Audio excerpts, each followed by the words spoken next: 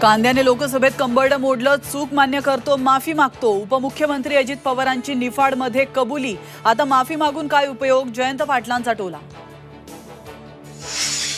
मुख्यमंत्री एकनाथ शिंदेंकडून ठाणे ते भिवंडी दरम्यान महामार्गावरील खड्ड्यांची पाहणी। नव्या तंत्रज्ञानाने खड्डे बुजवणार, खड्डेमुक्त प्रवासाचं मुख्यमंत्र्यांचं आश्वासन। महाविकास आघाडीत मुख्यमंत्रीपदावरून मतभेद, तर मुख्यमंत्रीपदाबाबत एकत्र बसून निर्णय घेऊ, संजय राऊतांचं वक्तव्य। तर ज्या पक्षाचे अधिक आमदार त्या पक्षाचा मुख्यमंत्री, पृथ्वीराज चव्हाणांचं सूचक विधान।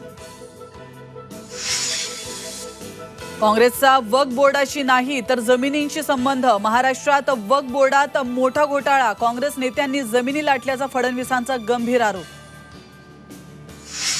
केंद्रीय गृहमंत्री अमित शहा 3 दिवसांच्या महाराष्ट्र दौऱ्यावर। 16 ते 18 ऑगस्ट दरम्यान 6 विभागांचा दौरा, तर विधानसभेसाठी भाजपनं कंबर कसली।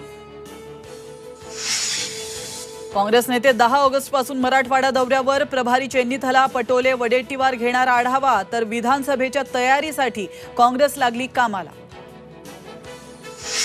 बच्चू कडूंच्या आक्रोश मोर्चाला संभाजीनगरमध्ये सुरुवात। बच्चू कडू महायुतीसोबत राहणार की बाहेर पडणार, 18 मागण्या मान्य करण्याचा बच्चू कडूंचा महायुतीच्या नेत्यांना अल्टिमेटम।